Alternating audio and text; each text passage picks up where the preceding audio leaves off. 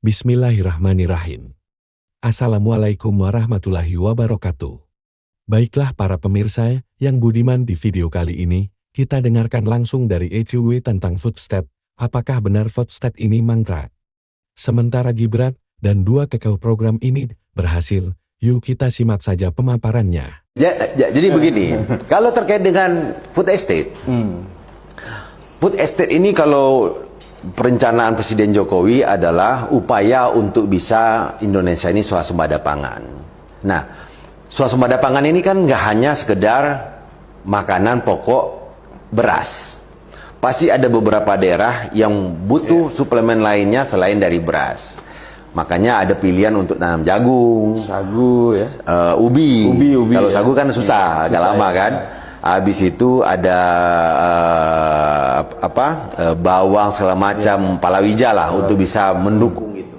Kan kalau hanya makanan pokoknya aja kan nggak ada bawang, nggak ada segala macam, nggak ada ini kan nggak sedap juga makanannya, beras-beras saja kan sama ini kan.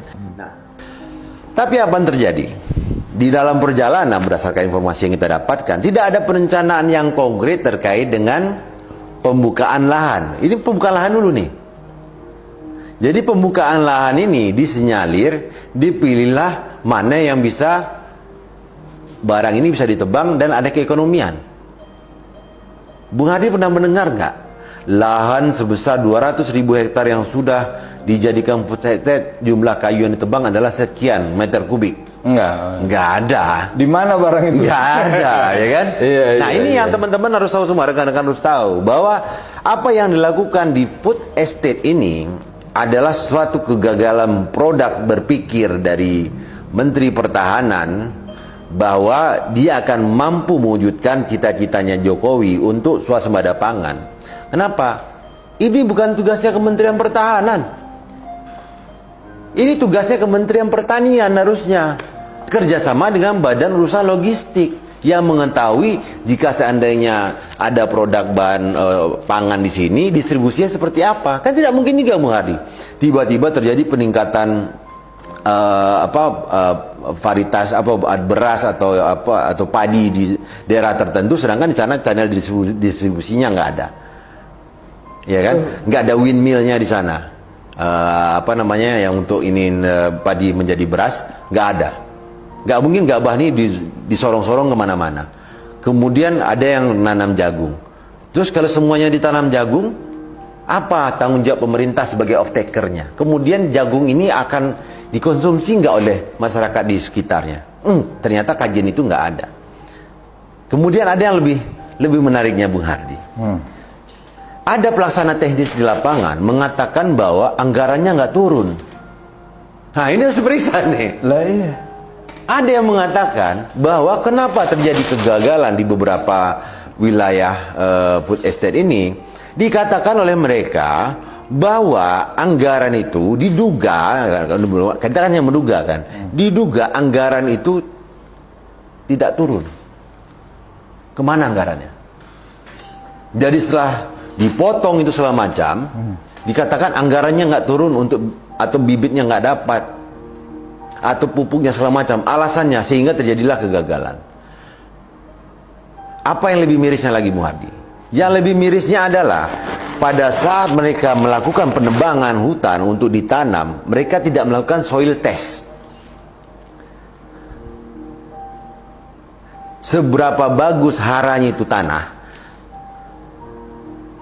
sehingga memang cocok untuk ditanam umbi-umbian, ditanam ketela pohon, ditanam jagung, ditanam segala macam. Tidak dilakukan itu, Mbak Hardi. Ugal-ugalan. Yang penting tebang dulu, ratakan dulu, kemudian pancang bahwa ini adalah wilayah food estate. Ini lebih kepada penguasaan lahan. Kalau kita ya menduga, ini adalah penguasaan lahan seluas-luasnya. Yang kabarnya itu hampir 2 juta hektar.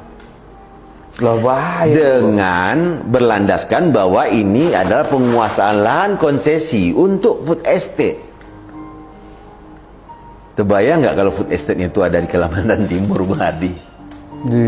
Iya kan? Menjelang itu ditanam, bongkar dulu lah batu bara, ya kan? Iya kan? Ini kita patut berpraduga jadinya bahwa upaya-upaya yang dilakukan dengan kegagalan dilakukan di food estate ini, terutama oleh PT Agrinas yang di dalam itu adalah kroni-kroninya oknum Menteri Pertahanan ini, masyarakat patut bertanya. Bahkan kami menghimbau nih kawan-kawan di Relawan 02, jangan melihat apa yang disampaikan oleh kami hanya di NCW melalui Nada dan Demokrasi ini. Lihat apa yang terjadi sebenarnya di wilayah masing-masing kawan-kawan, rekan-rekan pergerakan di luar sana, kawan-kawan relawan-relawan 01, 2, dan 3. Jadi jangan hanya apa yang kami sampaikan atau para pengamat atau para tokoh-tokoh yang lain menyampaikan kegagalan food estate. Enggak, lihat sendiri ke lokasinya. Dan itu pun jika kawan-kawan bisa masuk ke lokasinya. Biasanya di sana ada pos monyet itu. Iya. Yang melarang masuk ke wilayah lokasi food estate. Seperti nggak ada perencanaan, tidak melibatkan ahli.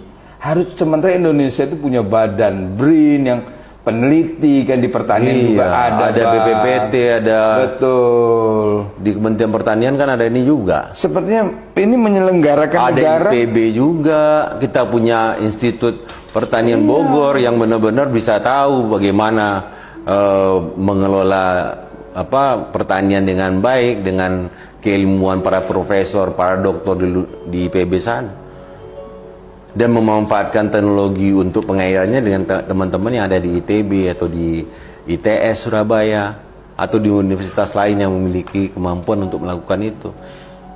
Apa yang paling ini, Bu Hadi?